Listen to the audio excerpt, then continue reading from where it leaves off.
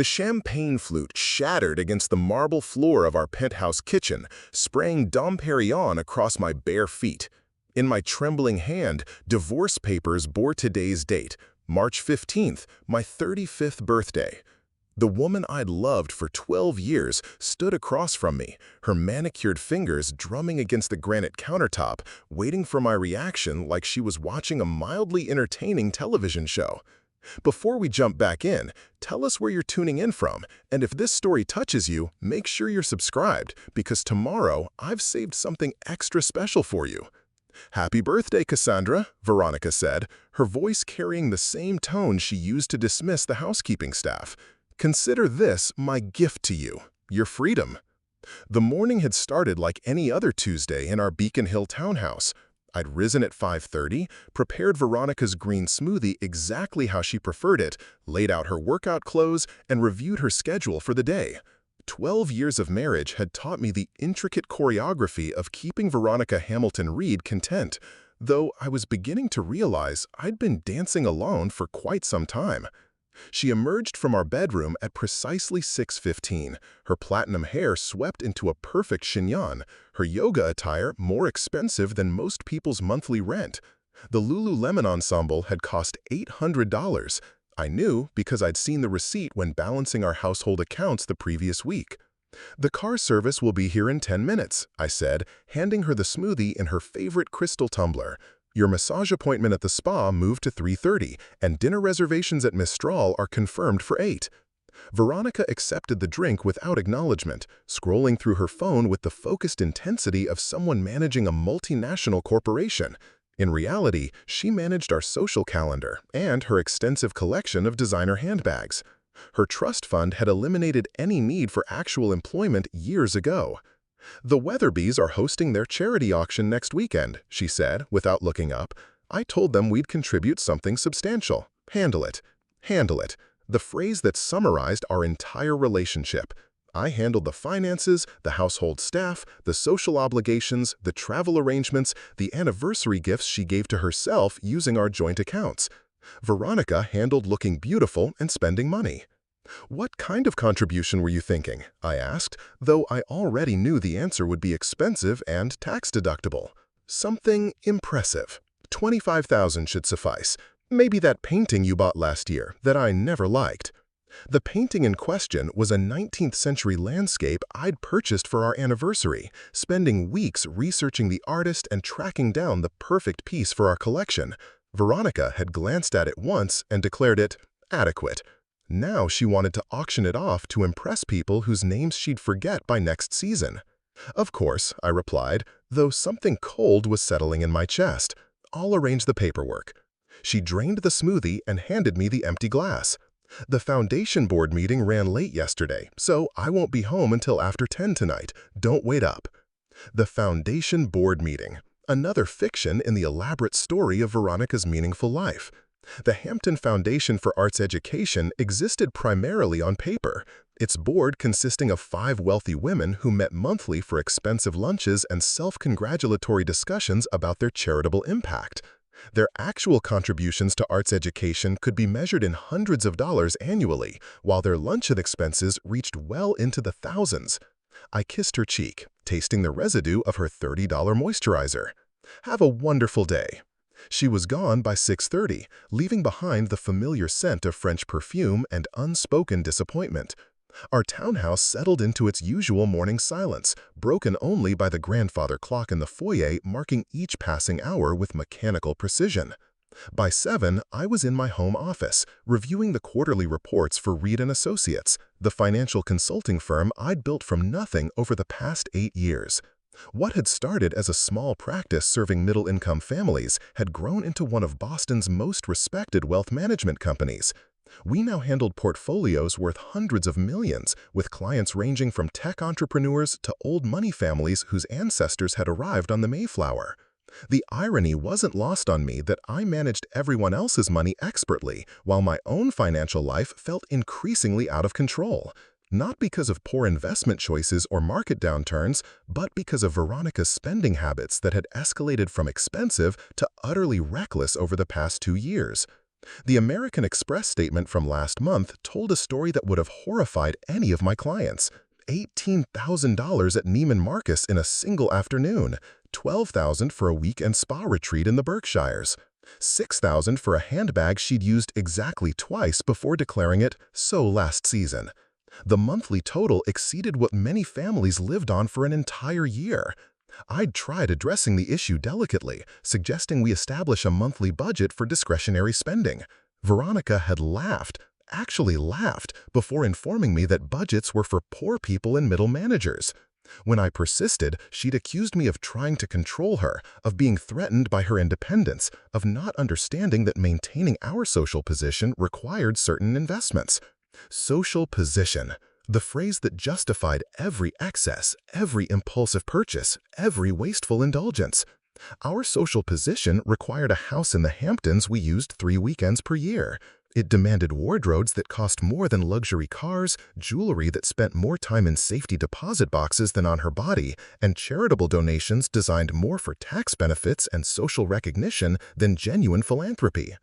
The morning flew by in a blur of client calls and portfolio reviews.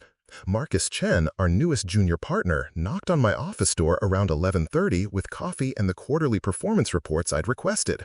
"The Pemberton account is up 14% this quarter," he said, settling into the chair across from my desk. "They're thrilled with the restructuring you recommended." Marcus was 28, brilliant with numbers, and possessed the kind of hungry ambition I remembered from my own early career. He reminded me of myself 12 years ago, when I'd been focused on building something meaningful rather than simply funding someone else's lifestyle. "What about the Morrison Trust?" I asked, accepting the coffee gratefully. "Performing even better than projected. Your asset allocation strategy has them on track to exceed their annual target by 30%. The Morrison Trust represented everything I loved about my work. A middle-class family who'd inherited a modest sum and wanted to ensure it provided security for future generations. No flashy purchases or status symbols, just careful planning and steady growth to build lasting wealth. Mrs. Morrison called this morning," Marcus continued. "She wanted to thank you personally. Said your advice about diversifying into emerging markets was the best financial decision her family ever made." These were the moments that reminded me why I chose this profession.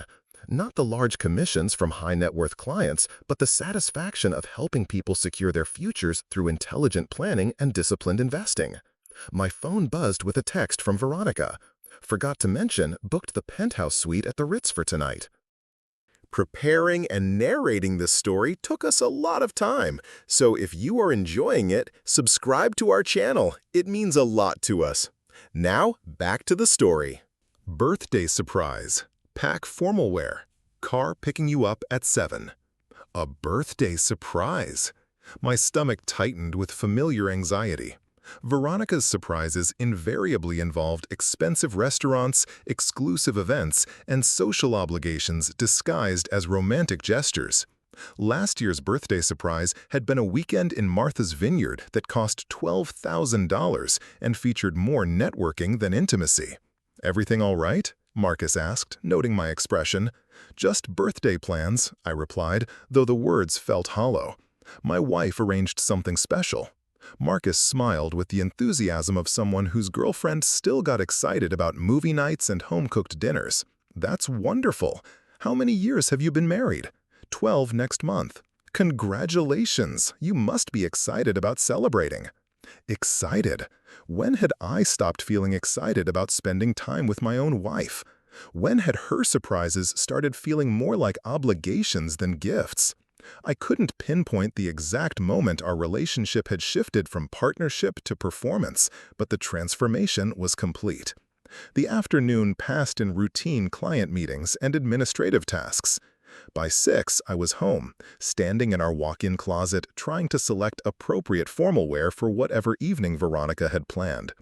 The closet itself was larger than my first apartment, lined with custom shelving that showcased her collection of designer shoes and handbags like museum pieces. My section occupied perhaps 20% of the space, my conservative business suits and casual wear looking modest beside her rainbow of couture gowns and seasonal collections. She had clothes with tags still attached, items purchased and forgotten before they were ever worn. The waste bothered me more than the expense, though both were considerable. I selected my charcoal Armani suit, the one Veronica had chosen for me 2 years ago during a shopping expedition that had cost more than some people's cars. She'd insisted on the tailor-made fit, the Italian fabric, the hand-stitched details that supposedly communicated success and sophistication to everyone we encountered. At exactly 7, the car service arrived.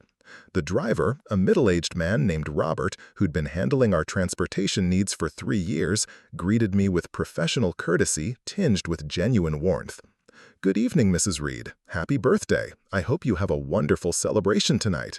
"Thank you, Robert. Where exactly are we headed?" He glanced at me in the rearview mirror as we pulled away from the curb. "The Ritz-Carlton, ma'am. Mrs. Hamilton-Reed requested the penthouse suite. She said to tell you she's waiting upstairs with champagne." The Ritz-Carlton penthouse suite. I didn't need to call the concierge to know what that cost per night. Veronica's birthday surprises had a way of celebrating my special day by spending my money in increasingly creative ways. Boston's evening traffic moved with typical sluggishness through the Back Bay, giving me time to appreciate the city I'd called home for the past 15 years. I'd moved here fresh out of graduate school, armed with an MBA and naive dreams about building a career in finance. Those early years had been challenging but exhilarating, working 80-hour weeks for a small investment firm while slowly building the expertise and reputation that would eventually allow me to launch my own practice. I'd met Veronica during my 3rd year in Boston at a charity fundraiser for the symphony. She'd been 22, breathtakingly beautiful, and possessed of the kind of effortless confidence that comes from never having worried about money. Her trust fund provided more annual income than I was earning at the time, but she'd seemed charmed by my ambition and work ethic. Our courtship had been a whirlwind of expensive restaurants, exclusive events, and romantic getaways to places I couldn't afford but she insisted on experiencing together. She'd pay for everything with casual generosity, brushing aside my protests with kisses and promises that money didn't matter when two people were building something special together. The wedding had been a spectacle worthy of a royal family. 400 guests, a cathedral ceremony, and a reception at the city's most exclusive hotel. The total cost exceeded what many people spend on their homes, but Veronica had insisted that our special day deserved special treatment. Her parents, old Boston money with social connections dating back to the Revolutionary War, had footed most of the bill while making it clear they considered me a fortunate addition to their daughter's life. In those early years, I'd been grateful for Veronica's financial support. It had allowed me to take risks with my career, to turn down lucrative but unfulfilling positions in favor of building something meaningful. She'd encouraged my entrepreneurial ambitions, even investing in my fledgling firm when banks were reluctant to extend credit to an untested business owner. But success had changed our dynamic in ways I hadn't anticipated. As my income grew, Veronica's spending escalated proportionally. What had once been generous support became expectation. My money became our money, while her trust fund remained exclusively hers. I was expected to fund our lifestyle, our social obligations, our increasingly elaborate attempts to maintain status within Boston's elite social circles. The car pulled up to the Ritz-Carlton's elegant entrance, where uniformed valets waited to assist guests with the kind of professional deference that comes from working at establishments where tips exceed most people's daily wages. "Have a wonderful evening, Mrs. Reed," Robert said as I stepped out onto the red carpet. "I'll be available whenever you need return transportation." The lobby of the Ritz-Carlton radiated understated luxury, all marble floors and crystal chandeliers and strategically placed orchid arrangements that probably cost more than most people spent on groceries in a month. I approached the concierge desk, where an impeccably dressed young woman smiled with practiced warmth. "Good evening. I believe my wife has reserved the penthouse suite under Hamilton-Reed." "Of course, Mrs. Reed. Mrs. Hamilton-Reed is expecting you. The private elevator will take you directly to the penthouse level." She handed me a key card with the kind of reverence usually reserved for religious artifacts. The penthouse suite at the Ritz-Carlton was legendary among Boston's wealthy elite, a sprawling apartment in the sky that rented for more per night than most people earned in a month. The elevator ascended silently, past floors housing guests who probably considered themselves quite privileged to afford standard luxury accommodations. The penthouse occupied the entire top floor, its floor-to-ceiling windows offering panoramic views of Boston Harbor and the city skyline. I knocked on the suite's mahogany doors, my heart racing with an anxiety I couldn't quite identify. Something felt different about tonight, though I couldn't articulate why. "Come in," Veronica's voice called from within. "It's unlocked." I stepped into an environment that redefined opulence. The suite's living area was larger than many people's entire homes, decorated with antiques and artwork that belonged in museums. French doors opened onto a private terrace with sweeping harbor views, while a dining area featured a table set for two with china and crystal that probably cost more than most cars. Veronica stood beside the windows, silhouetted against the city lights, wearing a black cocktail dress that I recognized as a recent addition to her collection. The price tag had been $2,800, which I knew because I'd questioned the American Express charge when it appeared on our statement. "Happy birthday, darling," she said, turning to face me with a smile that didn't quite reach her eyes. "I thought we should celebrate properly this year." She gestured toward a bottle of Dom Carignan resting in a silver ice bucket beside two crystal flutes. The champagne alone probably cost more than most people spent on an entire birthday celebration, but Veronica had always believed that special occasions demanded special indulgences. "This is incredible," I said, though the words felt automatic rather than genuine. "You've outdone yourself." "Only the best for my successful wife," she replied, opening the champagne with practiced ease. The cork popped softly, and she poured 2 glasses of the golden liquid. "To another year of prosperity and happiness." We clinked glasses, the crystal singing with a pure note that seemed to hang in the air between us. The champagne was exquisite, each bubble a tiny explosion of flavor that justified its ridiculous price. But something in Veronica's demeanor made it difficult to appreciate the luxury surrounding us. "How was your board meeting?" I asked, settling into one of the suite's leather armchairs. "Productive," she replied, though her tone suggested otherwise. "We discussed several new initiatives for the fall. The Hampton Foundation's initiatives typically involved more expensive luncheons and self-congratulatory award ceremonies, but I'd learned not to question the organization's actual impact.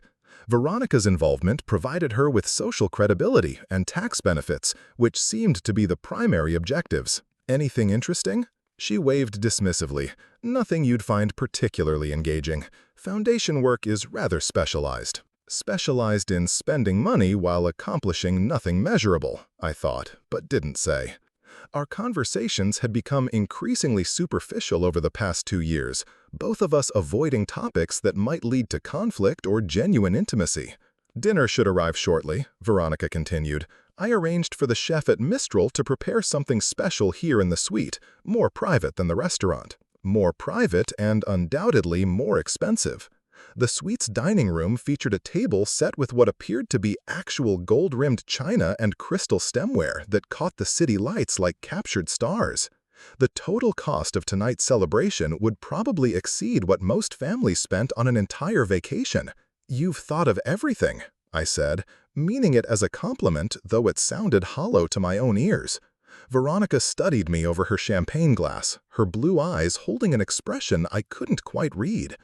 "We need to talk, Cassandra, about us, about our future, about some decisions I've made." My stomach tightened. Conversations that began with "we need to talk" rarely ended well, especially when they occurred in penthouse suites that cost more per night than most people's monthly rent. "What kind of decisions?" She set down her glass and walked to the suite's mahogany desk, where she retrieved an envelope that looked official and ominous. The return address bore the name of Whitmore & Associates, one of Boston's most expensive divorce attorneys. My hands trembled as I accepted the envelope, though I already knew what it contained. The papers inside confirmed my worst fears, legal documents that reduced 12 years of marriage to property divisions and financial obligations. "I filed this morning," Veronica said, her voice carrying the matter-of-fact tone she used when discussing travel arrangements or social obligations. "The attorney said serving you on your birthday was symbolically appropriate." The champagne flute slipped from my numb fingers, shattering against the marble floor and spraying Dom Perignon across my feet. The sound seemed to echo in the suddenly silent suite. "You're divorcing me on my birthday?" "I'm giving you your freedom on your birthday," she corrected. "Consider it a gift." I stared at the legal documents, the words blurring together through tears I hadn't realized I was shedding.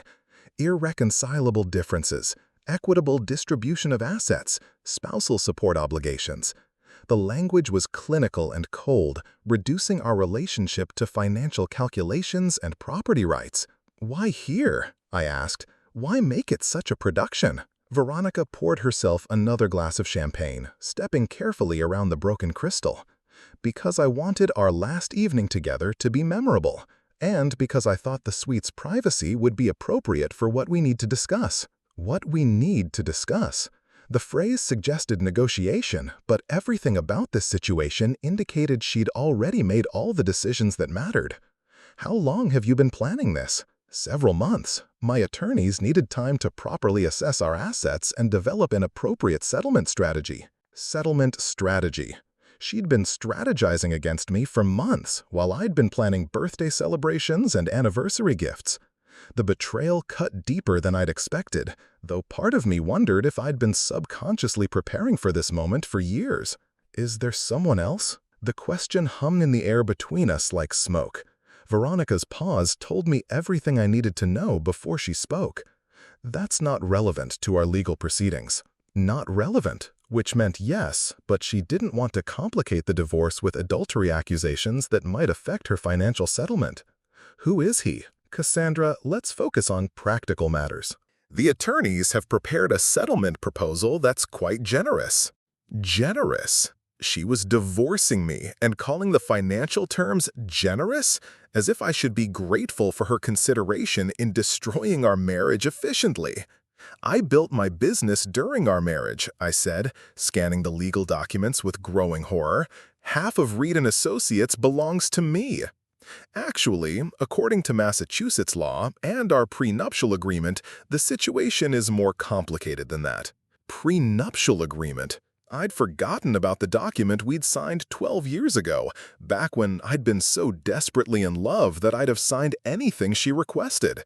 The terms had seemed irrelevant at the time, since neither of us had anticipated success or wealth beyond her trust fund. What does the prenup say about businesses established during marriage? Veronica smiled with the satisfaction of someone who'd been planning this conversation for months. It specifies that any professional practice or business venture remains the property of the spouse who established it.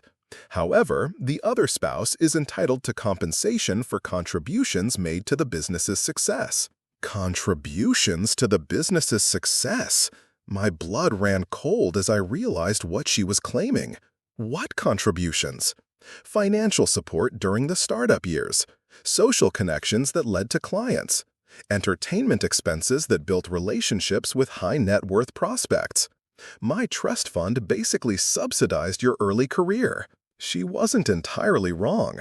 Her financial support had allowed me to take risks and build relationships that might not have been possible otherwise. But framing it as an investment that entitled her to ongoing compensation felt like another betrayal. How much compensation are we talking about? $2 million, payable over 5 years. $2 million! The amount was staggering, representing nearly half of my business's current valuation and more than I could afford without selling everything I'd built. I don't have that kind of money available. The attorneys suggest selling the business. There are several firms interested in acquiring Reed & Associates, and the current market conditions are quite favorable. Selling my business? The company I'd built from nothing, the career that defined my identity and provided meaning beyond mere financial success. She was asking me to destroy everything I'd created to fund her comfortable separation from our marriage. And if I refuse? Then we proceed to court, where the settlement will likely be much less favorable to you. My attorneys are quite confident about our position. Her attorneys? She'd assembled a legal team to dismantle our marriage while I'd been planning birthday celebrations and anniversary dinners. The asymmetry of information and preparation was overwhelming. Room service arrived with impeccable timing, two servers wheeling in carts laden with what appeared to be a five-course meal from one of Boston's most expensive restaurants. The irony of celebrating my birthday with gourmet food while discussing the destruction of my life wasn't lost on me. "Perhaps we should eat before the food gets cold," Veronica suggested, as if we were discussing weekend plans rather than divorce proceedings. I couldn't imagine eating anything, but the ritual of dining seemed preferable to continuing our conversation about financial settlements and legal strategies. The servers arranged our meal with professional discretion, probably accustomed to serving wealthy clients during their most dramatic personal moments. The first course was lobster bisque, rich and perfectly seasoned, accompanied by champagne that cost more per bottle than most people earned in a week.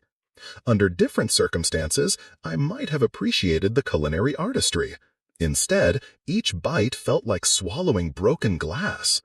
"The Weatherby's charity auction is next weekend," Veronica said, cutting into her filet mignon with surgical precision. "I told them we'd still contribute something substantial." We'd contribute. Even while divorcing me, she was volunteering my resources for her social obligations. I think our social commitments might need to change under the circumstances. Actually, maintaining appearances during the separation period is quite important. My attorneys advise against any dramatic changes in lifestyle or social engagement that might suggest instability. Maintaining appearances? Even our divorce was being managed with attention to social optics and financial strategy. Nothing about this conversation acknowledged 12 years of marriage, shared dreams, or genuine emotion beyond legal maneuvering. "When do you want me to move out?" "There's no immediate rush. The townhouse is in my name, so you can stay until you find appropriate accommodations. Though I'd prefer if you could relocate within the next 60 days. The townhouse was in her name because her trust fund had provided the down payment. Another financial arrangement from our early marriage that now worked against me. I'd been paying a mortgage and maintenance costs for years, but legal ownership belonged to her. 60 days to find a new home and rebuild my entire life? Cassandra, please don't be dramatic. This isn't about punishment or revenge. It's about two people recognizing that they've grown apart and want different things from life." Different things. What exactly did she want from life that our marriage hadn't provided? Unlimited spending without accountability? Social status without genuine contribution? The freedom to pursue other relationships while maintaining financial security? What do you want that you haven't had? Veronica set down her fork and studied me across the candlelit table. "I want a partner who shares my vision for what our life could become. Someone who understands that money is a tool for creating experiences and opportunities, not something to be hoarded or worried about. A partner who shares her vision? Someone who would fund her lifestyle without questioning the expenses or expecting accountability. A more efficient version of what I'd been providing, without the inconvenience of emotional expectations or financial discussions. And you found someone who shares that vision? I've met someone who appreciates what I bring to a relationship beyond financial contributions." What did she bring to a relationship? Beauty, certainly, and social connections that opened doors in Boston's elite circles. An understanding of luxury and refinement that helped navigate the complex world of wealthy society. But what deeper qualities had I fallen in love with 12 years ago? I tried to remember our early conversations, the dreams we'd shared, the future we'd planned together. Most of those memories involved expensive restaurants and exclusive events, places where our relationship had been performed for others rather than developed privately between us. How long have you known him? That's not relevant to our current discussion. Everything about her affair was apparently irrelevant to our divorce, while every penny I'd earned was subject to detailed legal analysis. The double standard was breathtaking in its audacity. Does he know about the divorce? He knows about our marital difficulties and supports my decision to seek legal resolution. Legal resolution. Even adultery was being reframed as a reasonable response to marital difficulties rather than betrayal of our commitment to each other. The remainder of our meal passed in relative silence. Both of us focused on the elaborate food while avoiding the emotional complexity of our situation. The dessert was chocolate soufflé, apparently my favorite, though I couldn't remember the last time Veronica had paid attention to my preferences about anything. "There's one more thing we need to discuss," she said as the servers cleared our plates. "The timing of our announcement." The timing of our announcement. Our divorce was being managed like a corporate merger, with careful attention to public relations and strategic communication. What kind of announcement? A simple statement for the social pages acknowledging our amicable separation and mutual respect. My attorneys have prepared a draft for your review. A draft statement about our divorce, written by her lawyers without my input. The presumption was staggering, though consistent with everything else about this evening. I haven't agreed to any settlement yet. But you will. The financial analysis makes it clear that contesting the divorce would cost more than accepting our proposed terms. Your own attorney will confirm this once you retain representation. My own attorney. I'd been so blindsided by tonight's revelations that I hadn't even considered the need for legal representation. While Veronica had been assembling a team of expensive lawyers, I'd been planning birthday celebrations and anniversary surprises. I need time to think about all of this. Of course, though my attorneys advise against prolonged delays that might complicate the proceedings or increase legal costs for both parties. Legal costs that I'd ultimately be paying, since her trust fund could sustain expensive litigation indefinitely while my business couldn't survive prolonged legal battles. The evening was ending with the same efficiency that characterized everything else about Veronica's approach to our marriage. She'd served divorce papers, outlined financial terms, and managed the entire conversation with businesslike precision that left no room for emotional messiness or genuine discussion. "The car service will take you home whenever you're ready," she said, gathering her purse and the legal documents. "I'll be staying here tonight to give you space to process everything." She'd be staying with her lover, I realized. The penthouse suite wasn't just a dramatic venue for our divorce conversation, it was the setting for her celebration of freedom from our marriage. 12 years, I said, the words feeling hollow and inadequate. 12 years, and this is how it ends. Veronica paused at the suite's mahogany doors, her expression softening slightly. "We had some wonderful times together, Cassandra. But people change, and sometimes love isn't enough to breach those changes." People change. Love isn't enough. The platitudes felt rehearsed, probably phrases her therapist or lawyer had suggested for managing the emotional aspects of divorce proceedings. She left without looking back, her heels clicking against the marble floor with the decisive rhythm of someone who'd already moved on to the next chapter of her life. I remained alone in the penthouse suite, surrounded by the remnants of our expensive birthday celebration and the wreckage of 12 years of marriage. The city lights twinkled below like fallen stars, beautiful and distant and cold. Boston spread out in all directions, full of people living their lives, pursuing their dreams, building relationships that might last longer than mine had. Somewhere out there was the life I'd need to rebuild from the ruins of everything I'd thought was permanent and secure. I called Robert for transportation home, dreading the conversation but needing to escape the suite's oppressive luxury. He arrived within minutes, his professional demeanor unchanged despite the obviously premature end to my birthday celebration. "Everything all right, Mrs. Reed?" he asked as we drove through the quiet Back Bay streets. "Just tired," I replied, though exhaustion was inadequate to describe the emotional numbness spreading through my chest. It's been a long day. The townhouse felt different when I returned, as if Veronica's absence had altered its fundamental character. Rooms that had seemed elegant and comfortable now felt empty and cold. The art we'd collected together, the furniture we'd chosen as a couple, the photographs documenting 12 years of marriage, everything looked like artifacts from someone else's life. I poured myself a glass of wine from a bottle that probably cost more than most people spent on groceries in a week. Another vestige of the lifestyle I'd somehow become trapped within. The wine was excellent, its complexity and depth representing the kind of quality that Veronica insisted upon for every aspect of our life together. Our life together, past tense now, reduced to legal documents and financial negotiations. In my study, I pulled out the manila folder where I kept our important financial documents. Bank statements, investment portfolios, insurance policies, and tax returns that documented the financial architecture of our marriage.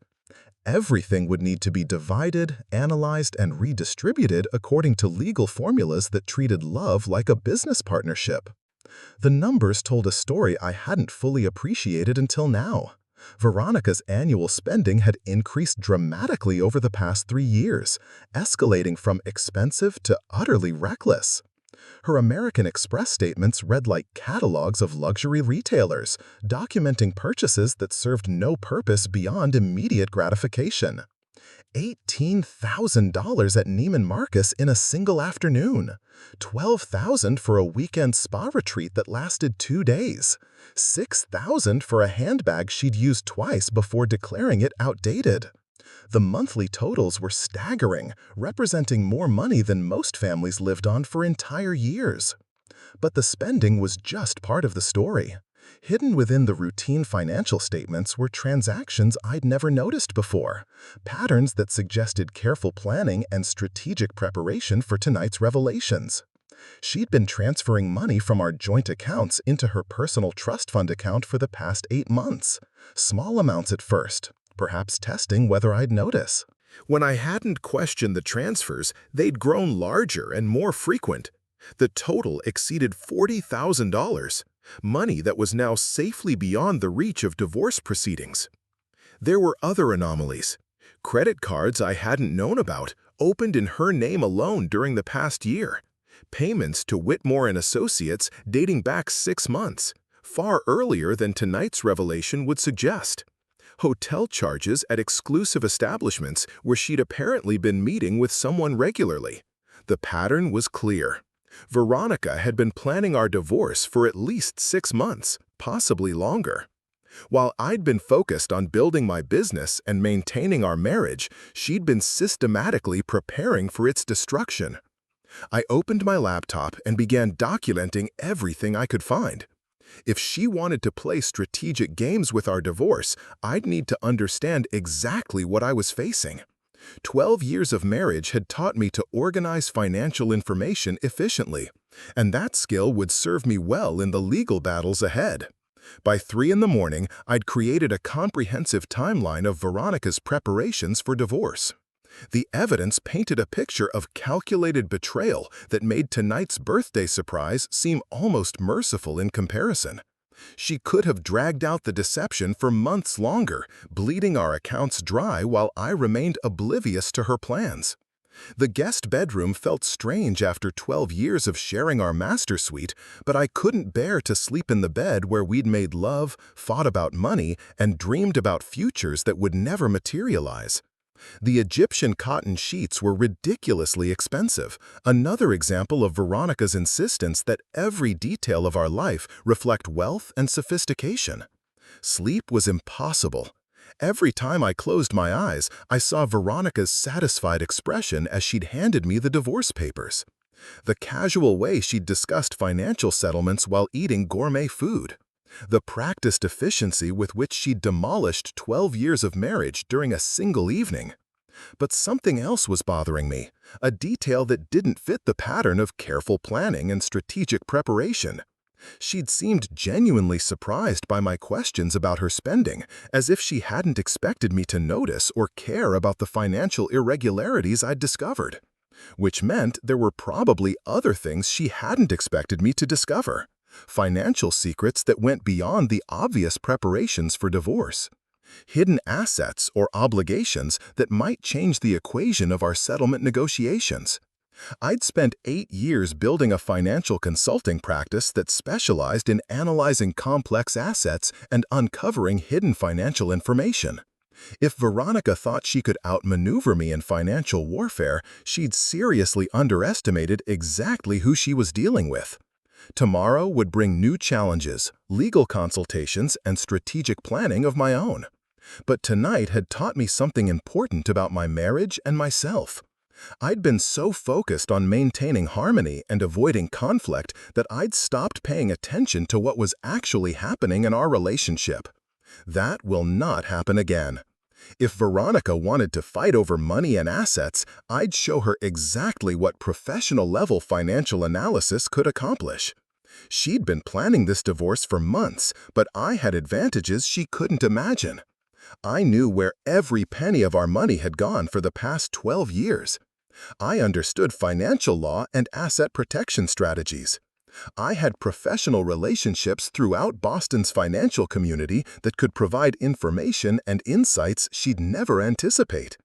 Most importantly, I had nothing left to lose. The marriage was over, the trust was broken, and the woman I'd loved for 12 years had revealed herself to be someone I barely recognized. The city was quiet at this hour, its residents sleeping peacefully in their homes, unaware that one of their neighbors was planning a financial war that would make dawn. Crept through the guest bedroom windows like an unwelcome visitor, casting pale shadows across furniture that suddenly felt foreign in my own home. I'd managed perhaps 2 hours of restless sleep, my mind churning through financial calculations and legal strategies while my body remained rigidly tense against the expensive sheets. The townhouse felt different in the morning light. Rooms that had once represented comfort and stability now seemed like elaborate stage sets for a performance that had finally ended. Every piece of art, every carefully chosen furnishing, every expensive detail that Veronica had insisted upon now felt like evidence of a life I'd been funding rather than living. By 6:30, I was in my study with coffee that tasted bitter despite being freshly ground from beans that cost $40 per pound. Another example of Veronica's insistence that every aspect of our life reflect wealth and refinement, regardless of whether the expense served any practical purpose. The financial documents spread across my desk told a more complete story in the harsh morning light. Veronica's spending patterns revealed strategic thinking I hadn't recognized while living through it day by day. The escalation hadn't been random or impulsive. It had been systematic preparation for independence. She'd been building a separate financial foundation for months, possibly years. Credit cards in her name alone, investment accounts I'd never known about, business relationships that generated income beyond her trust fund. The woman who claimed to contribute nothing more than social connections to our marriage had been quietly constructing an alternative financial life. My phone rang at 7:15. Marcus Chen's name appeared on the display, which seemed unusual since he rarely called before 8 unless there was an emergency with one of our major accounts. "Good morning, Marcus. Is everything all right? I hope I'm not calling too early. I wanted to catch you before the Hartford Industries meeting this afternoon. There's been a development with their portfolio restructuring." Hartford Industries represented one of our largest accounts, a manufacturing company whose pension fund we'd been managing for 3 years. Their quarterly review meeting was scheduled for 2 o'clock, and I'd completely forgotten about it in the chaos of last night's revelations. What kind of development? They received an offer from Wellington Asset Management to take over their account. Apparently, someone's been providing inside information about our investment strategies and fee structures. Wellington Asset Management was one of Boston's oldest and most aggressive financial firms, known for acquiring clients through aggressive tactics and competitive pricing. They rarely make unsolicited offers with detailed intelligence about existing relationships and financial arrangements. Inside information from where? Marcus hesitated, the pause suggesting he had suspicions he wasn't comfortable sharing over the phone. "Perhaps we should discuss this in person. Can you come in early today?" I agreed to meet him at 8, though my mind was already racing through the implications of his call. Someone with access to our client files and fee structures had been sharing confidential information with our competitors. The list of people with that level of access was very short. The drive to my office through Boston's morning traffic provided time to consider the timing of Wellington's offer. Hartford Industries was one of our most profitable accounts, generating substantial annual fees that supported my business's growth and stability. Losing them would create serious financial pressure at exactly the moment when Veronica's divorce settlement demands maximum liquidity. Reed and Associates occupied the 15th floor of a glass tower in Boston's financial district, with harbor views that had seemed like symbols of success when I'd signed the lease 5 years ago. Now, the expensive office space felt like another potential liability, overhead costs that might become unsustainable depending on how the divorce proceedings affected my business operations. Marcus was waiting in the conference room with files spread across the mahogany table, his usually calm demeanor showing signs of stress. At 28, he'd joined my firm directly from graduate school and had never experienced the kind of competitive warfare that characterized Boston's financial services industry. "Show me what you've discovered," I said, settling into the chair across from him. He opened a manila folder containing Hartford Industries correspondence and our internal strategy documents. Wellington's proposal was remarkably specific about our current asset allocation and fee structure. They knew details that should only be available to us or the client. I studied the documents, recognizing our proprietary investment strategies and confidential pricing information reproduced almost verbatim in Wellington's competitive analysis. Someone had provided them with comprehensive intelligence about our relationship with Hartford Industries. Who has access to these files? You, me, Sarah in operations, and Mrs. Hamilton-Reed when she reviews quarterly reports. Veronica reviewed our major client files as part of her nominal involvement in business operations. I'd granted her access years ago when she'd expressed interest in understanding my work, though her actual engagement had been minimal. She rarely asked questions about investment strategies or client relationships, preferring to focus on the social aspects of business development. When did Wellington first approach Hartford? Marcus consulted his notes. The initial contact was 3 weeks ago. Their formal proposal was submitted last Friday. 3 weeks ago, right around the time Veronica had begun making increasingly large transfers from our joint accounts to her personal trust fund. The timing suggested coordination that went beyond coincidence. I need you to conduct a comprehensive audit of our client files. Check access logs, review all recent communications, and identify any irregularities in information handling. Should I be looking for anything specific? Evidence of unauthorized access or information sharing. And Marcus, this needs to be handled with absolute discretion. Don't discuss it with anyone else until we understand what we're dealing with. He nodded, though his expression revealed growing concern about the implications of our conversation. The prospect that someone within our firm had been sharing confidential information with competitors represented a violation of client trust that could destroy our reputation and business relationships. After Marcus left to begin his investigation, I sat alone in the conference room staring out at Boston Harbor. The water was choppy this morning, whitecaps forming and dissolving in patterns that seemed to mirror my emotional state. Everything I'd believed about my marriage and my business was being revised by information I should have noticed months ago. My assistant knocked on the door at 9:30 with my morning schedule and a cup of coffee prepared exactly how I preferred it. Jennifer had worked for me for 4 years, managing my appointments and client communications with efficiency that made my professional life seamless and organized. "Mrs. Reed, there's been a change to your afternoon schedule. The Hartford Industries meeting has been moved to 10:30 at their request." The meeting had been moved up by 3.5 hours, which suggested urgency on their part. Companies rarely rearrange schedules unless they were preparing to make significant decisions that required immediate attention. Did they provide a reason for the change? Mr. Hartford's assistant said they wanted to discuss some competitive proposals they'd received and needed your input before making any decisions. Competitive proposals, plural, which meant Wellington wasn't the only firm attempting to acquire our client relationships through aggressive tactics and inside information.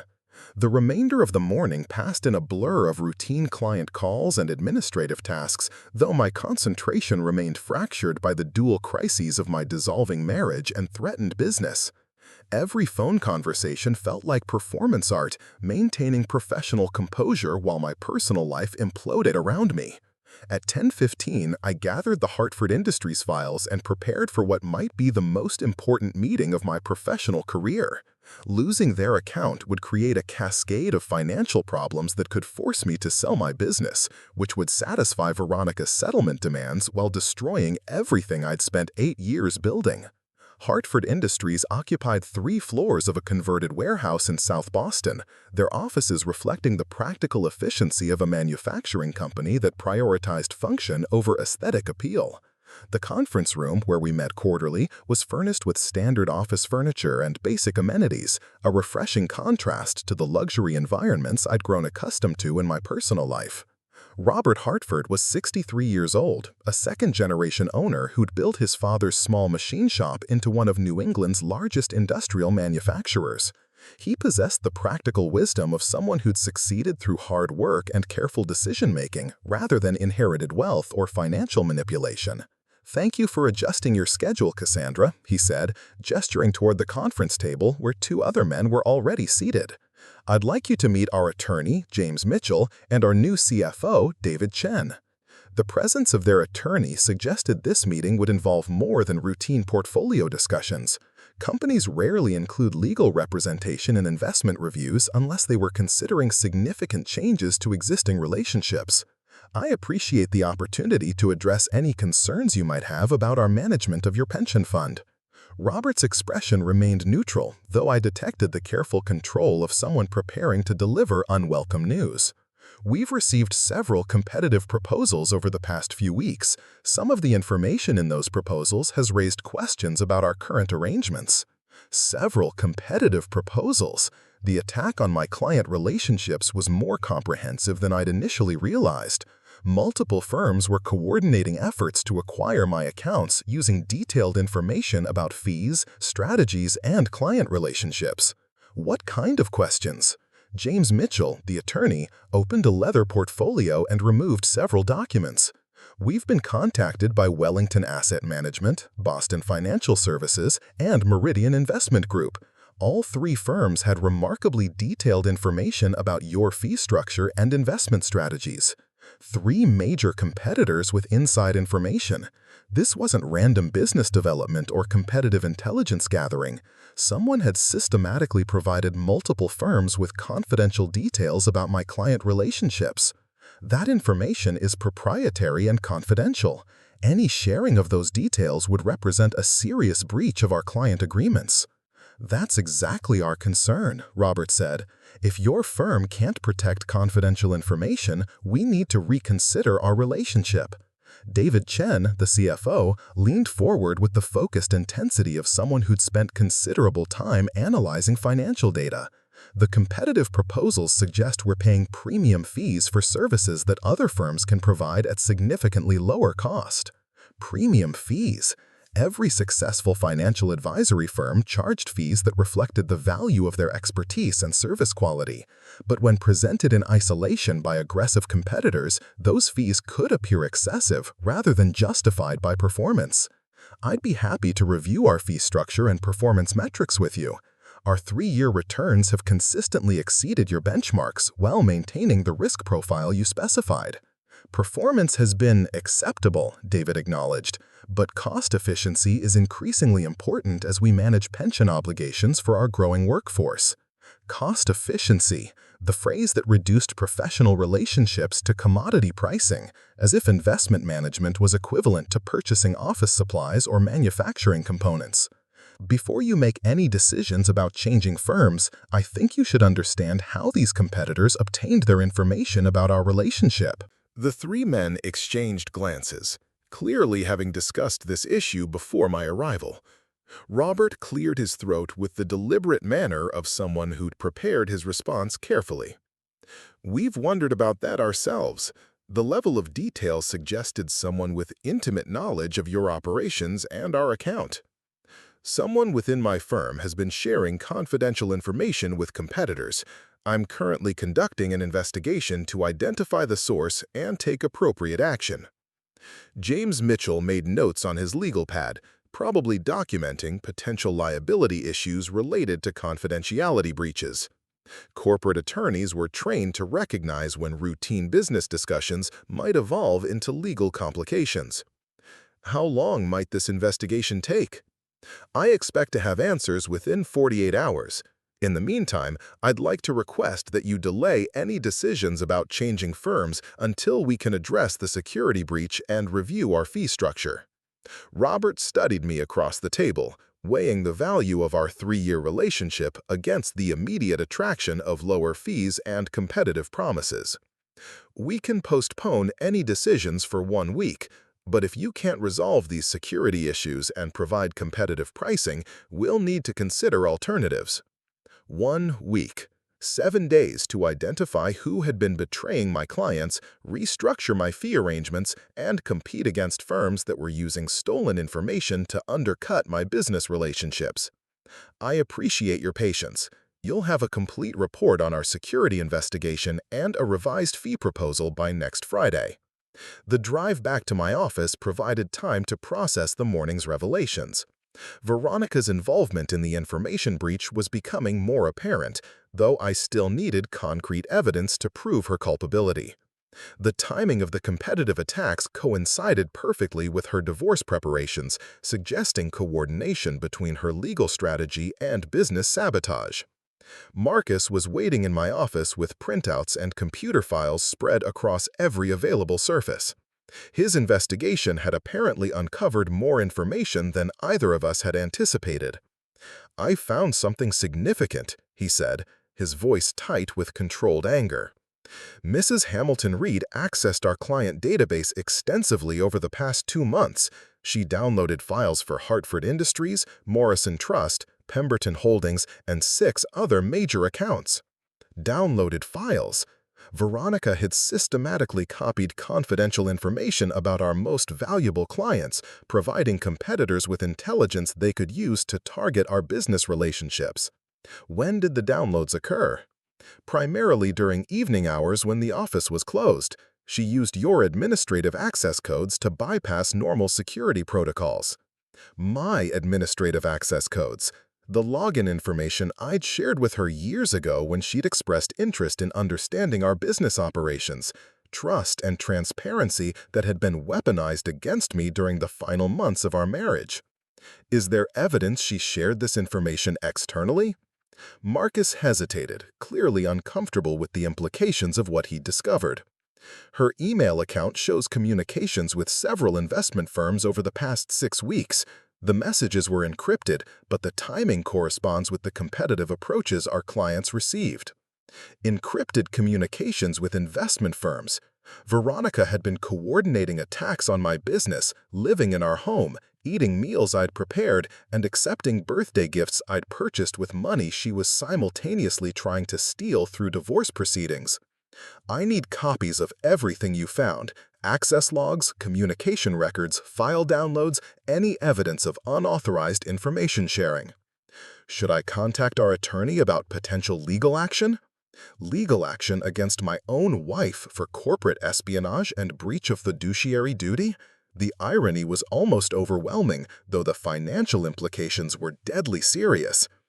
If our clients discovered that confidential information had been shared with competitors through family relationships, the reputational damage could destroy my business permanently. Not yet. I want to understand the full scope of what we're dealing with before involving attorneys. The afternoon passed in intensive analysis of Veronica's digital activities and their impact on our client relationships. She'd been methodical in her approach, targeting our most profitable accounts with information that would be most valuable to aggressive competitors. But she'd also made mistakes that revealed the amateur nature of her corporate espionage. Security protocols she'd bypassed incorrectly, communication patterns that established clear timelines, digital fingerprints that connected her activities to specific competitive attacks on our business. By evening, I'd assembled comprehensive evidence of Veronica's betrayal of our client confidentiality and business relationships. The documentation was sufficient to pursue criminal charges for corporate espionage, though such action would probably destroy my business through negative publicity even if successful in court. Instead, I had a different strategy in mind, one that would leverage Veronica's illegal activities to completely reverse the power dynamic of our divorce proceedings. The townhouse felt like enemy territory when I returned that evening. Rooms that had once represented comfort and stability now felt contaminated by the knowledge of Veronica's systematic betrayal. Every expensive furnishing, every piece of art we'd collected together, every symbol of our shared life now represented evidence of a relationship built on deception and financial manipulation. Veronica was in the living room when I arrived, reading a magazine while sipping wine from crystal glasses that probably cost more than most people's monthly rent. She looked up with the kind of practiced smile that suggested she was prepared to continue our conversation from the previous evening. "How was your day, darling? I hope you've had time to process our discussion and review the settlement documents." Our discussion? The casual terminology she used to serving me divorce papers on my birthday revealed either stunning insensitivity or calculated psychological manipulation. My day was quite educational. I learned some interesting things about my business operations and client relationships. Something flickered across her expression, a momentary tightening around her eyes that suggested wariness despite her composed demeanor. "Oh, what kind of interesting things?" "The kind that might complicate our divorce proceedings considerably." She set down her wine glass with deliberate care, her movements betraying the kind of controlled tension that comes from recognizing potential danger without understanding its exact nature. "I'm not sure what you mean by that." "I think you know exactly what I mean. The question is whether you want to discuss it honestly or wait for my attorneys to present the evidence in court." Silence stretched between us like a held breath. Veronica studied my face with the calculating intensity of someone trying to determine how much I actually knew versus how much I was guessing. "Perhaps you should be more specific about these alleged complications." Alleged complications. Even when caught, she was maintaining the pretense that nothing inappropriate had occurred. The audacity was almost admirable in its consistency. Hartford Industries received competitive proposals from 3 different firms over the past month. All 3 proposals contained confidential information about our fee structures and investment strategies. Her composure remained intact, though I noticed her fingers tightening slightly around her wine glass. "That sounds like a business security issue. I'm not sure why it would affect our divorce." "Because the security breach originated from within my firm. Someone with administrative access downloaded client files and shared them with competitors." "That's unfortunate, but I still don't understand the relevance to our legal proceedings." "The performance was impressive, though undermined by subtle physical tells that betrayed her growing anxiety. A slight flush across her cheeks, faster breathing, the kind of involuntary stress responses that occurred when carefully constructed deceptions began to unravel." "The someone was you, Veronica. My IT consultant found detailed evidence of your unauthorized access to our client database." The wine glass slipped from her fingers, shattering against the marble floor with a sound like breaking promises. Red wine spread across the white stone like blood, staining the expensive surface with evidence of her shock. "That's impossible. I never accessed your business files." "Actually, you accessed them extensively. 2 months of systematic downloads focusing on our most valuable clients. Communications with competing firms. Coordination of attacks on our business relationships." She stared at the broken glass and spreading wine stain, her composure finally cracking under the weight of being confronted with irrefutable evidence. When she looked up, her expression had shifted from denial to desperate calculation. "Even if that were true, it doesn't change anything about our divorce settlement." "It changes everything about our divorce settlement. Corporate espionage is a federal crime. Breach of fiduciary duty carries both civil and criminal penalties. Your actions have damaged my business and violated the trust of our clients. You can't prove I shared anything with competitors. I can prove you downloaded confidential files. I can prove you communicated with competitive firms. I can prove the timing of your activities corresponds exactly with the attacks on our client relationships." She began pacing the living room, her heels clicking against the marble floor with the frantic rhythm of someone whose carefully planned strategy was disintegrating. "What do you want?" What did I want? 24 hours ago, I'd wanted to save our marriage, to understand what had gone wrong between us, to find some way to rebuild the relationship we'd once shared. Now, I wanted justice for her betrayal and protection for the business I'd spent 8 years building. I want you to understand that your position in our divorce negotiations is not as strong as you believe. My attorneys say the prenuptial agreement clearly establishes my rights to compensation for contributions to your business success. Your attorneys don't know about your criminal activities. When they discover you've been engaged in corporate espionage, they might advise you to accept a much more modest settlement to avoid prosecution. The color drained from her face as she processed the implications of my statement. Criminal prosecution would destroy her social reputation and potentially result in jail time. The trust fund that had supported her lifestyle could be frozen during legal proceedings. You wouldn't prosecute your own wife. I would prosecute anyone who committed crimes against my business and clients. The fact that we're married makes your betrayal worse, not better. She sank into the leather armchair where she'd delivered divorce papers the previous evening, her confident demeanor replaced by the defeated posture of someone who's seriously miscalculated the consequences of their actions. What do you propose? A revised settlement agreement, one that reflects the actual circumstances of our relationship rather than the fiction your attorneys have constructed. What kind of revised agreement? I walked to my briefcase and removed the documents I'd prepared during the afternoon. No claim on my business assets, no ongoing spousal support. A simple dissolution of marriage that allows both of us to move forward independently. That's completely unacceptable. I contributed to your success. I deserve compensation for my investments in our relationship. Investments in our relationship. The phrase was laughable given what I'd discovered about her actual contributions to our marriage and business. Your investments consisted primarily of spending my money while planning to destroy my business. That's not typically the foundation for claiming spousal support.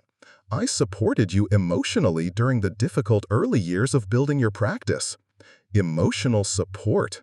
I tried to remember specific examples of encouragement or assistance Veronica had provided during the challenging period of establishing my business. Most of my memories involved expensive restaurants where I'd vented frustrations while she'd focused on social media or shopping websites. Your emotional support consisted primarily of encouraging me to work longer hours so I could fund increasingly expensive lifestyle choices. That's not fair. I provided social connections that led to clients. I entertained prospects at expensive events. I helped build the relationships that made your business successful. Social connections and expensive entertainment. She wasn't entirely wrong about the business value of networking within Boston's wealthy social circles, but framing those activities as sacrificial investments rather than enjoyable lifestyle choices was revisionist history. Let me propose an alternative perspective. You provided access to social circles that generated some business opportunities. In exchange, I funded a lifestyle that cost hundreds of thousands of dollars annually while you planned to destroy my business and leave me financially devastated. I never planned to destroy anything. I just wanted fair compensation for my contributions. Fair compensation that required corporate espionage and business sabotage? The logic was internally consistent only if she viewed our marriage as a purely transactional relationship where emotional manipulation and criminal activity were acceptable tactics. Your contributions included systematic betrayal of client confidentiality and coordination with competitors to attack our business relationships. That's not typically compensated in divorce settlements. She was crying now, though I couldn't determine whether the tears reflected genuine remorse or tactical calculation. 12 years of marriage had taught me to be skeptical of Veronica's emotional displays, especially when they coincided with threats to her financial security. I made mistakes, but I deserve something after 12 years of marriage. You deserve to avoid criminal prosecution for corporate espionage. That's more generous than you have any right to expect. The evening dissolved into lengthy negotiations about the terms of our separation and the scope of evidence I'd present to authorities if she refused to accept reasonable settlement terms.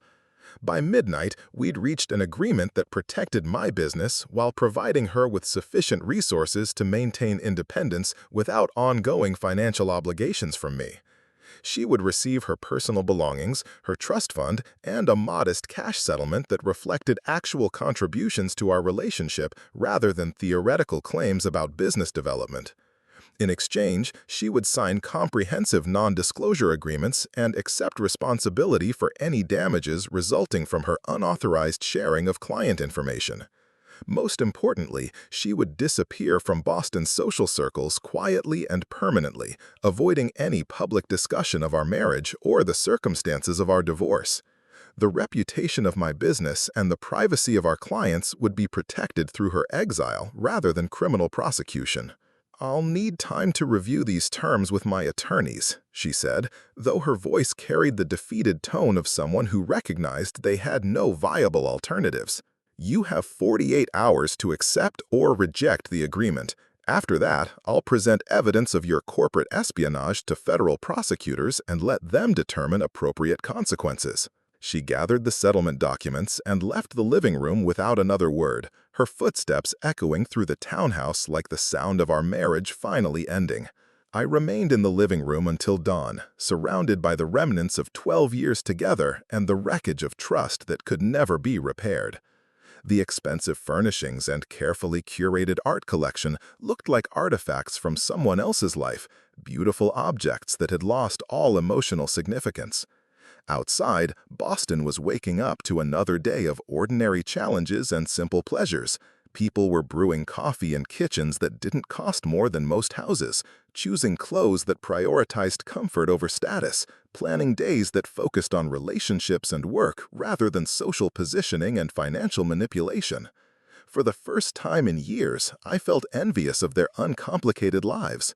The wealth and luxury that had defined my existence with Veronica now seemed like elaborate prisons that had isolated me from genuine human connection and meaningful purpose. The divorce would free me from more than just a failed marriage. It would liberate me from the assumption that expensive meant valuable, that social status reflected personal worth, that financial success required emotional sacrifice. My phone rang at 6:30 with a call from Marcus, who'd been working through the night to assess the full scope of Veronica's business sabotage. "I have good news and concerning news," he said, his voice tight with exhaustion. "The good news is that we can prove exactly what information was shared and when. The concerning news is that 2 more clients received competitive proposals yesterday." 2 more clients? The attacks on my business relationships were accelerating, probably because Veronica had realized her criminal activities were being discovered and had shared everything she could access before losing the opportunity. Which clients? Pemberton Holdings and Morrison Trust. Both received detailed proposals that included our proprietary investment strategies and confidential fee information. My 2 favorite clients, the ones whose financial planning challenges had provided the most professional satisfaction over the years. If I lost them along with Hartford Industries, my business would face serious cash flow problems at exactly the moment when divorce expenses demanded maximum liquidity. "I'll meet you at the office in an hour. We need to contact these clients immediately and provide full disclosure about the security breach before they make any decisions about changing firms." Full disclosure about criminal activities by my own wife. The conversation would be professionally humiliating and personally devastating, but necessary to preserve whatever trust remained in our client relationships. The morning commute through Boston's awakening streets provided time to prepare for what might be the most difficult day of my professional career. Everything I'd built over 8 years was threatened by the actions of someone I'd loved and trusted completely. But I was discovering something unexpected about myself in the aftermath of betrayal. Instead of feeling defeated or overwhelmed, I was experiencing a clarity and determination I hadn't felt in years. The complexity and emotional confusion of my failing marriage had been replaced by simple, concrete challenges that could be addressed through strategic planning and professional competence. Veronica had underestimated my ability to respond effectively to her attacks. She'd assumed that personal betrayal would paralyze me professionally, that the emotional devastation of our divorce would prevent me from defending my business interests.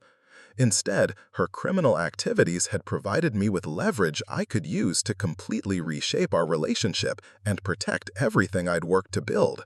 The victim she'd expected to manipulate and control had turned out to be a more formidable adversary than she'd imagined.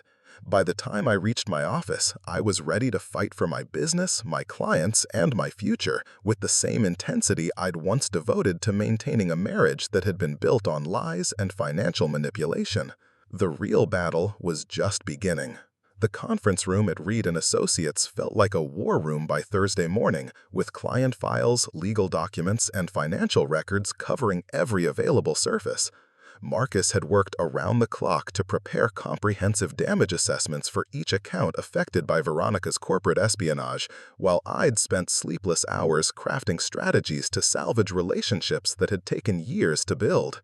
Pemberton Holdings had agreed to meet at 10 o'clock to discuss the security breach and their competitive options. Richard Pemberton was 74 years old, a retired textile manufacturer whose family had trusted me with their wealth preservation for 5 years. His account represented stability and conservative growth rather than flashy returns, but the steady fees had been crucial to my firm's foundation. "Mrs. Reed," he said, entering the conference room with the measured dignity of someone who'd navigated decades of business challenges, "I appreciate you reaching out about this matter directly. I'd called him personally the previous evening to request this emergency meeting, explaining that there had been a security breach affecting client confidentiality without providing details about Veronica's involvement. Professional discretion demanded careful presentation of facts that could destroy both personal and business relationships. Thank you for adjusting your schedule. I know this situation is concerning, and I wanted to address your questions in person." Richard settled into his usual chair across from me, his weathered hands folded on the mahogany table with the patience of someone who'd learned that complex problems required thoughtful discussion rather than immediate reaction. The competitive proposal I received was remarkably detailed about our investment strategy and fee arrangements. How exactly did external parties obtain that information? The question I'd been dreading required an answer that would test both his trust in my professional integrity and his understanding of the human complexity that sometimes infiltrates business relationships.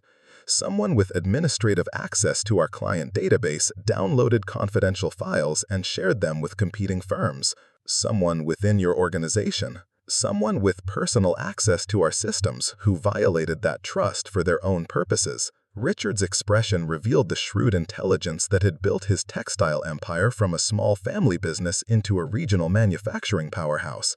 He understood that my careful language was protecting privacy while acknowledging serious misconduct. Was this person terminated? The individual will no longer have any association with our firm or access to client information. I see. And what assurance can you provide that similar breaches won't occur in the future? I opened the folder containing our revised security protocols and administrative procedures. We've implemented comprehensive safeguards, including multi-factor authentication, restricted access controls, and enhanced monitoring of all database activities. Richard studied the documentation with the thoroughness of someone who'd spent a lifetime evaluating business risks and management competence. The security measures were genuine improvements that would protect client confidentiality regardless of personal relationships or family complications. These appear to be substantial upgrades to your information security.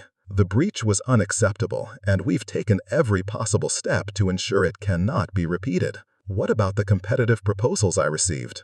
Should I be concerned about the accuracy of their financial projections? The competitors had used stolen information to create compelling presentations that promised higher returns and lower fees, but their projections were based on incomplete understanding of Richard's specific financial goals and risk tolerance. Their proposals are based on incomplete information and generic assumptions about your investment objectives. They don't reflect your preference for capital preservation over growth maximization or your family's long-term wealth transfer goals.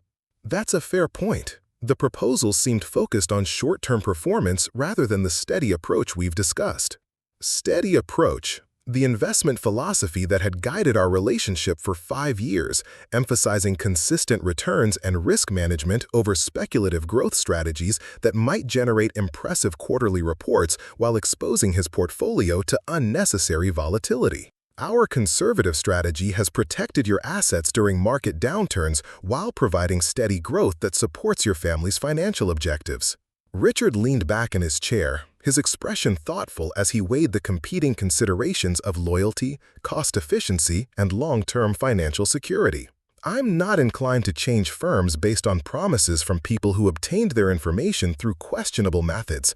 However, I do have concerns about the fee structure. Fee structure. The conversation I'd anticipated and prepared for, recognizing that competitive pressure would force adjustments to pricing that had been established when my firm was smaller and less experienced. I'd be happy to review our fees and discuss modifications that reflect our current efficiency and service capabilities. What kind of modifications might be possible? I consulted my prepared analysis of fee structures across the industry and profit margins that could sustain reduced pricing without compromising service quality. I can offer a 20% reduction in management fees, effective immediately.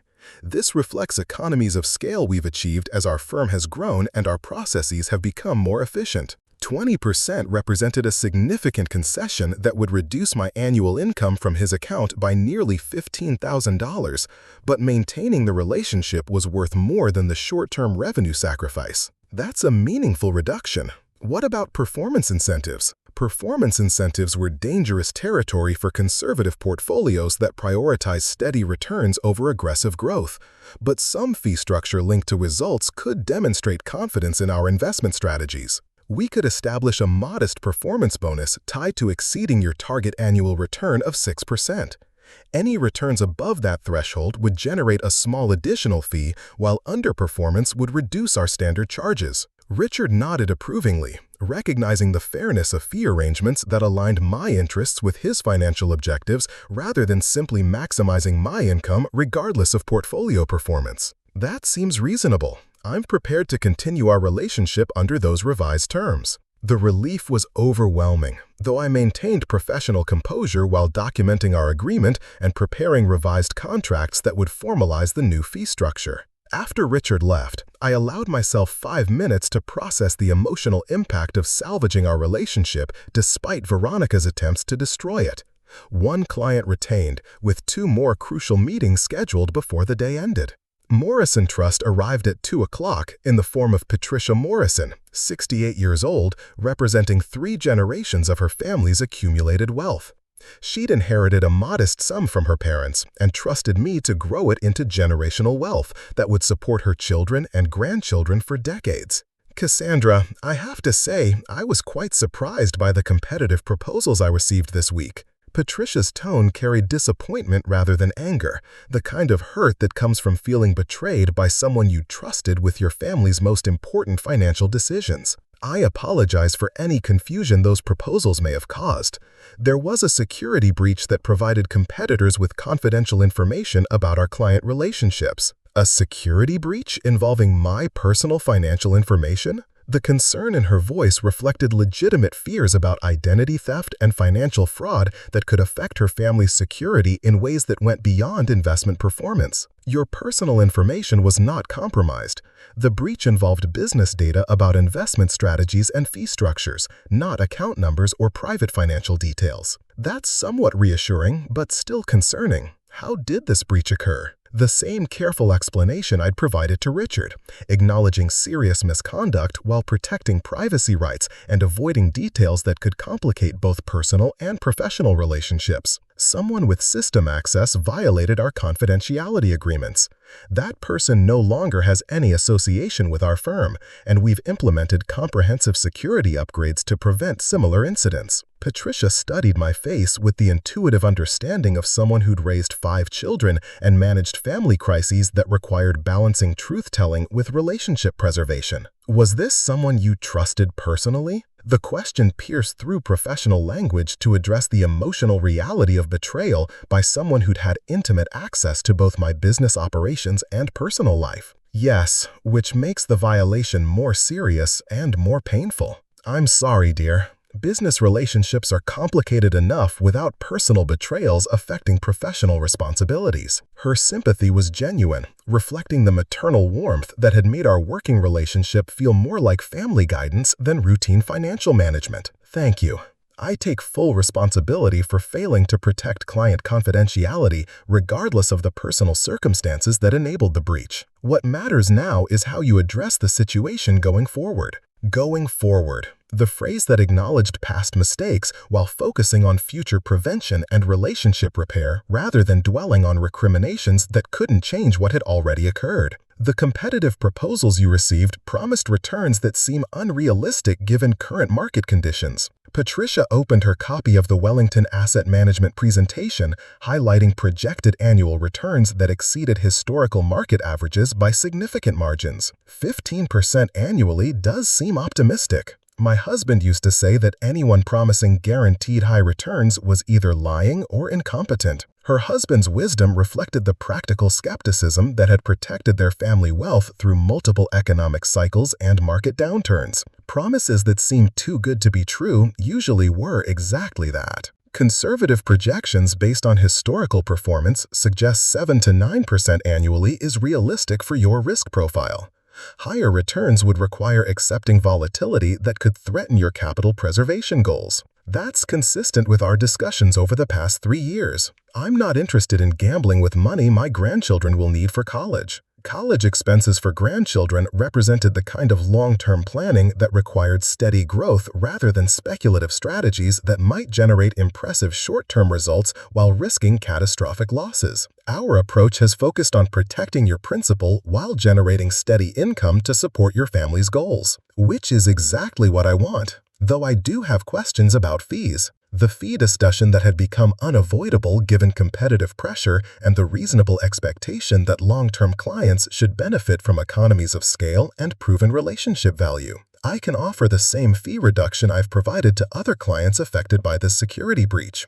20% immediate reduction with performance incentives tied to exceeding your target returns. Patricia considered the proposal with the careful calculation of someone who understood that loyalty should be rewarded but not taken advantage of by either party in a business relationship. That seems fair. I value our relationship and don't want to start over with strangers who may not understand my family's needs. Another client retained, with revised terms that reduced my income but preserved relationships that had taken years to develop and could take decades to replace. The final meeting of the day was scheduled for 4 o'clock with David Chen from Hartford Industries, who'd requested additional time to discuss their decision about continuing our relationship or accepting one of the competitive proposals they'd received. David arrived with their attorney and CFO, suggesting this meeting would determine whether I retained or lost my largest and most profitable client account. We've reviewed your security investigation and the competitive proposals we received, David began, his tone neutral and professional. We need to make a final decision about our investment management relationship. Final decision, the phrase that indicated they'd completed their analysis and were prepared to either continue our relationship or terminate it in favor of one of the competitors who'd used stolen information to attack my business. I understand you need certainty about our ability to protect your confidentiality and provide competitive value for your investment management fees. Exactly. The security breach was concerning, but your transparency in addressing it has been appreciated. Transparency that had required admitting serious mistakes while demonstrating professional competence in investigating and correcting systemic problems that threatened all client relationships. What concerns do you still have about continuing our relationship? The attorney leaned forward with the focused attention of someone prepared to address legal and fiduciary issues that could affect their decision-making process. Our primary concern is ensuring this type of breach cannot recur.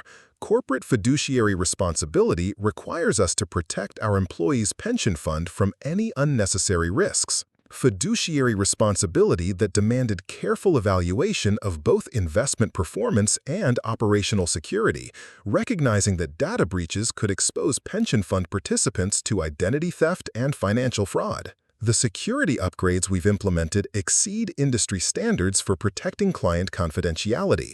I can provide detailed technical specifications for your IT department to review. David consulted his notes, reviewing what appeared to be a comprehensive analysis of our firm's capabilities compared to competitive alternatives. The technical security measures are impressive. What about the human element? How do we know other personal relationships won't compromise our confidential information? The human element that couldn't be eliminated through technology alone, requiring organizational culture and personal integrity that went beyond software solutions and monitoring systems. I've revised our access protocols to eliminate any non-employee access to client databases. Family members, personal relationships, and external parties will have no system access regardless of their connection to firm personnel. That's a fundamental change in your operations. It's a necessary change that should have been implemented years ago. Personal and professional boundaries need to be clearly defined and strictly maintained. The CFO reviewed his financial analysis, comparing our fee structure to competitive proposals that had been based on stolen intelligence about our pricing and service arrangements. The competitive proposals offered significantly lower fees for similar services. Significantly lower fees that might reflect genuine efficiency or might represent loss leader pricing designed to acquire accounts that would later face substantial fee increases once relationships were established. I can match their fee structures while providing the personalized service and local accessibility that larger firms typically can't maintain. You're willing to match their pricing exactly? Matching competitive pricing would eliminate most of my profit margin on their account, but losing Hartford Industries entirely would create cash flow problems that could threaten my firm's survival during expensive divorce proceedings. Yes, with performance guarantees that provide fee reductions if we don't meet your investment objectives. The three men exchanged glances, clearly having discussed various scenarios before arriving at this meeting. David cleared his throat with the deliberate manner of someone prepared to deliver a final decision. We're prepared to continue our relationship under those revised terms with a probationary period to ensure the security improvements are effective. Probationary period that provided them with flexibility to leave if any additional problems emerged, while giving me the opportunity to prove that personal betrayals wouldn't compromise professional responsibilities. I accept those terms and appreciate your confidence in our ability to serve your needs effectively. After they left, I remained alone in the conference room, surrounded by the evidence of a day that had salvaged my business relationships while forcing substantial reductions in my income.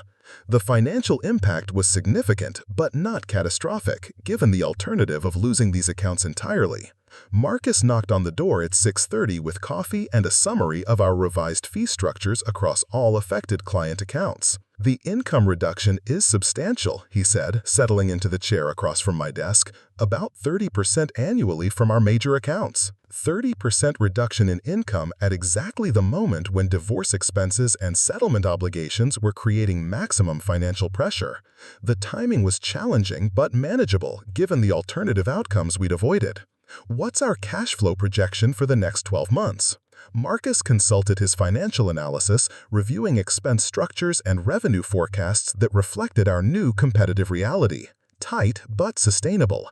We'll need to defer some capital expenditures and possibly reduce staff bonuses, but the core operations remain viable. Viable operations that could support my independence and professional identity despite Veronica's attempts to force the sale of my business through divorce settlement demands and corporate sabotage. What about new business development? Are we receiving inquiries from potential clients? Actually, yes. 3 referrals this week from existing clients who appreciated how we handled the security breach. Word is spreading that we took responsibility and made substantial improvements rather than making excuses. Taking responsibility rather than making excuses, the approach that had preserved client trust while demonstrating professional integrity that could attract new relationships to replace any business loss through competitive attacks. My phone buzzed with a text message. Veronica, need to discuss settlement. Can we meet tonight? Settlement terms that had been fundamentally altered by my successful defense of the business relationships she'd tried to destroy. The leverage had shifted dramatically since our previous conversation. Tell her I'll be home by 8, I replied, though home no longer felt like an accurate description of the townhouse we'd shared for 12 years.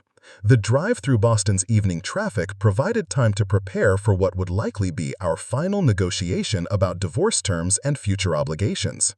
Veronica had undoubtedly consulted with her attorneys about the criminal exposure created by her corporate espionage and the impact on her settlement expectations.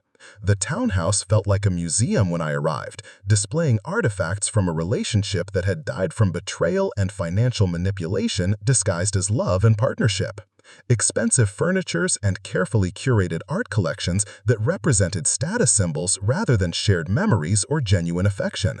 Veronica was waiting in the study, surrounded by legal documents and financial statements that suggested intensive consultation with her divorce attorneys about revised negotiation strategies. "Thank you for meeting with me tonight," she said, her tone carrying none of the confident authority from our previous discussions. "My lawyers have reviewed the evidence you mentioned, the evidence that had transformed her from aggressive plaintiff to vulnerable defendant facing potential criminal prosecution for corporate espionage and breach of fiduciary duty." What did they advise? They think we should reach an amicable agreement that avoids any criminal proceedings or public disclosure of business-related issues. Amicable agreement that protected her from prosecution while acknowledging that her original settlement demands were no longer viable, given the criminal activities that had undermined her negotiating position. What kind of amicable agreement? Veronica consulted her notes, clearly having prepared specific proposals that reflected legal advice about minimizing her exposure while maximizing whatever settlement she could still obtain. "I would accept a reduced cash settlement in exchange for complete confidentiality about business matters and personal relationship issues." Reduced cash settlement that represented a dramatic retreat from her original demands for $2 million and half ownership of my business assets. How reduced? $200,000 plus my personal belongings and continued access to my trust fund. $200,000 versus $2 million represented a 90% reduction in her financial demands, though still a substantial sum that would strain my cash flow during a period of reduced business income. That's a significant change from your previous settlement proposal. My attorneys explained that criminal prosecution could result in asset freezing and reputational damage that would affect my ability to maintain my lifestyle. Her lifestyle that depends on social status within Boston's elite circles, relationships that would evaporate immediately if her corporate espionage became public knowledge through criminal proceedings. What about ongoing spousal support? I'm prepared to waive any claim to future support in exchange for the lump sum settlement and confidentiality provisions. Waiving future support eliminated the most financially dangerous aspect of her original demands, the open-ended obligation that could have continued for years regardless of changing circumstances. And what would the confidentiality provisions cover? She removed a document from her legal folder, clearly prepared by attorneys who understood the mutual interests in avoiding public disclosure of criminal activities and personal relationship failures. Neither party would discuss the circumstances of our divorce, business matters related to the marriage, or personal information that could damage professional reputations. Professional reputations that would be destroyed if clients learned that family relationships had compromised their confidential information and business security. That seems reasonable, assuming the settlement amount is adjusted to reflect actual contributions to our marriage rather than theoretical business valuations. What adjustment did you have in mind? I consulted my own financial analysis, prepared with the assumption that criminal leverage would fundamentally alter our negotiation dynamics. $100,000, final settlement with no ongoing obligations and comprehensive mutual confidentiality. $100,000 represented a token payment that acknowledged our 12-year relationship while avoiding the punitive financial consequences her criminal activities had earned. That's half of what my attorneys suggested was possible. Your attorneys probably didn't factor in the full scope of your criminal liability or the impact on your social reputation if corporate espionage charges become public knowledge. The color drained from her face as she processed the implications of criminal prosecution that would expose her activities to media coverage and social scrutiny that could destroy her position within Boston's elite community. What guarantee do I have that you won't pursue criminal charges after we reach a settlement? The same guarantee you're offering me about confidentiality, mutual interest in moving forward without destroying each other through legal warfare. Mutual destruction that would benefit no one while consuming resources and emotional energy that could be better invested in rebuilding separate lives and independent futures. I need to consult with my attorneys about the revised settlement amount. You have 24 hours to accept or reject the offer.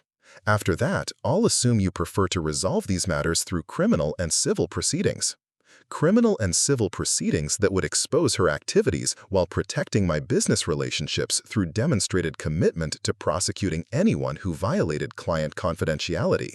She gathered her legal documents with the defeated movements of someone who discovered that criminal activities had consequences that extended far beyond immediate financial gain. I'll have an answer tomorrow evening. After she left, I remained in the study reviewing financial projections that showed how the revised settlement terms would affect my business operations and personal finances. The reduced income from client fee concessions combined with a modest divorce settlement would create temporary cash flow challenges, but nothing that threatened long-term viability. More importantly, I'd preserved the business relationships and professional reputation that represented 8 years of careful development and strategic planning. Veronica's attempts to destroy my career had ultimately strengthened client loyalty while eliminating personal complications that had compromised business security. The next evening brought her acceptance of the settlement terms, delivered through attorneys who'd clearly advised her that continuing to fight would result in criminal prosecution and social destruction that could eliminate her access to the lifestyle she'd been trying to preserve. 6 weeks later, our divorce was finalized through a simple court proceeding that dissolved 12 years of marriage with less ceremony than most business contract signings. Veronica had moved to New York, supposedly to pursue philanthropic opportunities that would provide distance from Boston's social circles and the business relationships she'd betrayed. I kept the townhouse, though I decided to sell it and purchase something more modest that reflected my revised priorities about wealth and lifestyle. The expensive furnishings and art collections that had defined our marriage now seemed like props from a theatrical performance that had finally ended. Reed and Associates had recovered completely from the corporate espionage attack, with new security protocols and competitive fee structures that actually strengthened our market position. The clients who'd remained loyal during the crisis had become advocates who generated referrals and testimonials about our integrity and professional competence. Most surprisingly, I discovered that the reduced income from fee concessions had virtually no impact on my personal happiness or quality of life. The expensive restaurants, luxury travel, and status symbol purchases that had consumed hundreds of thousands of dollars annually had provided entertainment but not genuine satisfaction or lasting meaning. 6 months after the divorce, I was having dinner at a neighborhood restaurant that served excellent food without requiring reservations or formal attire. The total cost of the meal was less than Veronica and I used to spend on wine at the establishments we'd frequented to maintain our social positioning. Across from me sat Dr. Sarah Mitchell, a pediatrician I'd met through a client referral who'd needed financial planning advice for her medical practice. She was intelligent, compassionate, and completely unimpressed by wealth or social status that didn't contribute to helping others or building genuine relationships. "Do you miss the lifestyle?" she asked, referring to conversations we'd had about the dramatic changes in my personal circumstances over the past year. I thought I would, but I don't miss any of it. The stress of funding someone else's financial fantasies, the social obligations that felt more like performance art than genuine relationships, the constant pressure to maintain appearances that didn't reflect who I actually was or what I actually valued. What do you value now? The question that had taken months to answer honestly, requiring careful examination of priorities that had been obscured by years of financial pressure and social expectations. Professional relationships built on trust and mutual respect. Personal relationships that don't depend on my ability to fund expensive lifestyle choices. The satisfaction of helping clients achieve their financial goals rather than simply maximizing my own income. Those sound like healthier priorities. Healthier priorities that had emerged from the wreckage of a marriage that had been built on financial transactions rather than emotional connection or shared values. The divorce forced me to examine everything about my life and decide what was actually important versus what I'd been told should be important. Sarah smiled with the kind of warmth that came from someone who dedicated her career to helping others rather than accumulating wealth or social status. Sometimes losing everything we thought we wanted helps us discover what we actually need. What I actually needed had turned out to be much simpler and less expensive than what I'd thought I wanted during 12 years of marriage to someone who'd confused luxury with happiness and financial manipulation with love. 3 years later, Reed and Associates had grown into one of Boston's most respected financial planning firms, known for ethical practices and client-centered service rather than aggressive sales tactics or maximum fee extraction. The business provided comfortable income while supporting meaningful work that helped families achieve financial security and long-term goals. I'd married Sarah in a simple ceremony at Boston Harbor, surrounded by friends and family who celebrated our relationship rather than evaluating our wedding as a social event or networking opportunity. The total cost was less than Veronica had spent on her rehearsal dinner, but the memories were more genuine and lasting. We lived in a renovated brownstone in Cambridge that cost half what the Beacon Hill townhouse had demanded in annual maintenance and property taxes. The reduced housing expenses provided resources for travel that focused on experiences rather than status, charitable giving that reflected our values rather than tax strategies, and savings that supported genuine financial security rather than lifestyle inflation. Most importantly, I'd learned that revenge didn't require elaborate planning or strategic manipulation. The best revenge against people who'd tried to destroy my business and personal life had been building something better than what they'd attempted to take away. Veronica's corporate espionage had ultimately strengthened my client relationships, improved my business operations, and forced personal growth that led to genuine happiness rather than expensive approximations of satisfaction. Her attempts to manipulate me through divorce proceedings had revealed priorities and values that guided better decisions about relationships and financial goals. Sometimes the people who try to hurt us end up providing the greatest gifts by forcing us to discover strength we didn't know we possessed and priorities we'd never examined carefully. The birthday divorce that had seemed like devastating betrayal had actually been liberation from a relationship that was slowly destroying everything I'd worked to build. The second bank account Veronica never knew about turned out to be less important than the self-respect and professional integrity she'd never understood were worth protecting at any cost. Up next, you've got 2 more standout stories right on your screen. If this one hit the mark, you won't want to pass these up. Just click and check them out.